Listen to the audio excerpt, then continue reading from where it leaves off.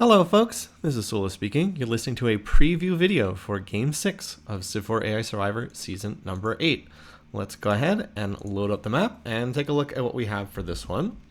Alright, so this is one of our even-numbered games with 7 AI leaders. We have 4 in the north, 3 in the south. A little bit more room for the southern leaders, but I do expect the map to fill up quickly. Let's go ahead and take a look at who we have here. As always, we have 2 seeded leaders. Our pool 1 leader on this map is Stalin of Russia, most famous for being the Season 3 champion, had an amazingly dominant Season 3. Did make it back to the championship game in Season 4, but he hasn't done very much before or since that 2-year run where he was really spectacular. Has interesting traits, aggressive, industrious. They don't seem like they have a lot of synergy, but as I said, he has done relatively well in the past. Low piece weight, fairly aggressive, but not insanely aggressive.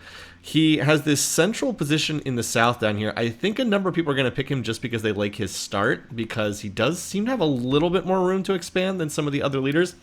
That said, he has been very unimpressive for the last few seasons, so buyer beware if you're going to put a lot of stock in Stalin. He has not done great recently. Okay. Other leaders in this game, our Pool 2 leader is Gandhi, one of the most noteworthy leaders in Civ4. If you've played Civ4, you're probably familiar with Gandhi's personality. He is the super pacifist. He loves to go for cultural victories. He does not build units. He's obsessed with building wonders and getting anything that has a cultural focus. He also loves to found religions. He should found a religion in this game. Is he the only one with mysticism? Yes, he's the only leader in this game with mysticism, so he will definitely found a religion. He also has the highest peace weight in the game. He's the only leader with peace weight 10, which means that the leaders at the bottom of the peace weight scale, people like Napoleon and Ragnar, are basically going to hate his guts, and it's going to be almost impossible for them to work together. Maybe if he can spread a religion around, but that does seem like a tall order. He has a gold tile at the starting position, so that's pretty nice. That said, this could be a tough field to survive in.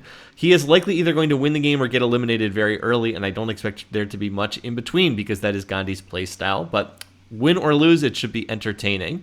All right, now the other 5 leaders are all unseeded leaders, so let's try to run through them individually.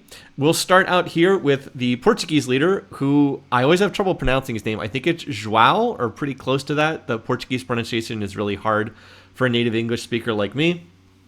His specific specialty is very fast expansion, expansive imperialistic traits. These are the traits that are the best at spamming settlers across the map in the game. Unless you want to make the case that it's imperialistic plus creative. I think there's also a fair case for that. So you'd think that he would get out to a fast start and spam cities all over the place. The big issue with that is the big determinant on whether the AI founds more cities is usually whether they have the economy to support it, and he really doesn't have much that improves economy here. So he hasn't been quite as good at expanding as you might expect. Now that said, he did win his opening round game last year in Season 7, if I remember correctly. And there are some people in our community who think that he's maybe a little bit undervalued. Outside of his expansion traits, he's pretty middling in terms of everything else, like middle train unit emphasis, middle build wonder emphasis, middle piece weight. So he doesn't really stand out in any other way, and I do think he's maybe one of the more blah leaders. That said, like I said, there is a decent amount of space for him to spread out here, so it is possible that he could get off and rolling and just kind of snowball from there. So I think he'll at least be one of the dark horse candidates in this game. Now, next up, we have a very different leader. We have Napoleon of France. Napoleon, one of the 3 French leaders in Civ 4. He is super duper aggressive. He is right there at the top of the aggression scale, together with people like Shaka and Montezuma and Ragnar, who, by the way, is also in this game. We'll get to him in a minute. One thing that does help Napoleon is the fact that he has a really good starting techs by virtue of being France. Agriculture, wheel are good starting techs. And he does have organized trait to help out his economy a little bit. That said, it is very common to see Napoleon build like 4 cities and then just go off worrying and never stop worrying for the whole game. He has the maximum possible train unit emphasis. He's 10 out of 10, so he loves to train units, and he's going to throw them at somebody. So biggest issue for Gandhi over here is the fact that Napoleon starts right next to him. I believe Napoleon is peace weight 1 or 0, and Gandhi's 10, so it's going to be hard for them to get along in this game.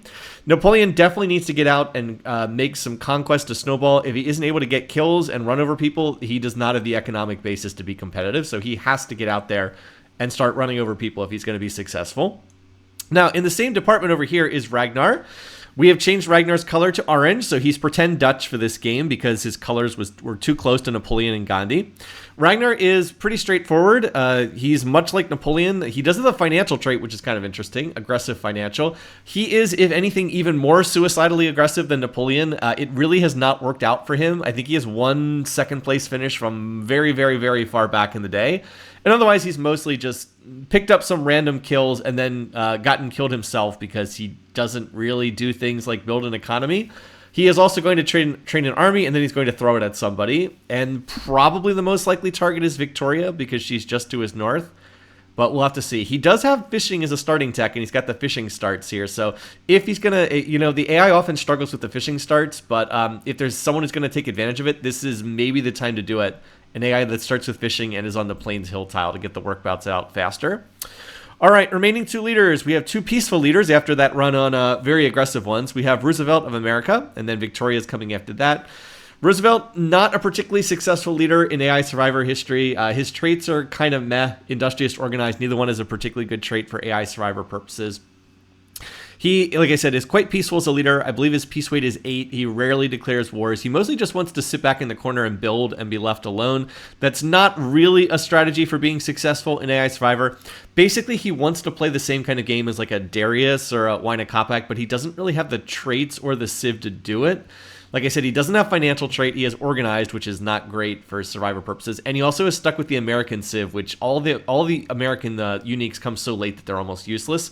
So he's just kind of in a rough position. He doesn't get some of the early game stuff like the other leaders do, and his traits are mediocre to poor. So he tries to play the econ game, but he just can't do it as well as some of the other leaders, and that's probably why he hasn't been that successful. Last but not least, we do have Victoria in this game. Now, Victoria has really, really good traits for AI Survivor. Financial and Imperialistic are probably the two best traits that you can have for AI Survivor. Imperialistic to get more cities out on the map. More cities are always good for deity AIs because they get so many discounts on various things. And financial, it's the best economic trait in the game. Almost certainly the best trait in the game, period. So she has both of them. And she has a pretty good Civ, too. The English Civ has some pretty good stuff with the stock market and the red coat. They come a little bit late, but they're still pretty good. That said, Victoria has not been very successful. She's, like I said, one of the peaceful leaders, but she hasn't really done a whole lot with that. She had one victory, I believe, in Season 6, where she was able to settle, I think it was like 18 cities without anyone attacking her, and the alternate history said that was like really, really unlikely to be repeated, but she kind of got lucky and just kind of cruised to a victory from there. So she has the traits to be successful, but she doesn't seem to have the AI personality to be successful. And it's just been pretty underwhelming in the past. So will this be the year that she can turn it around? Maybe. I do think her starting position's maybe a little weaker than some of the other AIs. She does have the gold, the rice, and the double seafood, but it's very forested, and the AI tends to struggle with that. Still, she is one of only two AI leaders that has financial trait in this game. And as we all know, financial plus alive is one of the best trait combinations for AI Survivor purposes. All right. With that said, we've covered all the leaders, so let's get to some of the details for this game. Again, we do run a picking contest for this, so if you look at the description under the video, you'll see an entry into the picking contest where we try to predict who's going to win, come in second, who's going to be first to die, and all that jazz. As far as when this game takes place, it'll take place 1 week from today as I'm posting this video. That will be on July the 19th, 2024, July the 19th, at our usual noon Eastern time of starting the live stream. So hopefully we'll be able to catch some of you there. If not, it'll also be posted to YouTube later. So I hope that you'll be able to join us one way or the other for Civ4 AI Survivor, game number 6 from season number 8. Kind of said that in the wrong order. Game 6 from season number 8 coming up on, as I said, July the 19th. Until then, have a great week, everybody. Take care, and I'll see you again soon.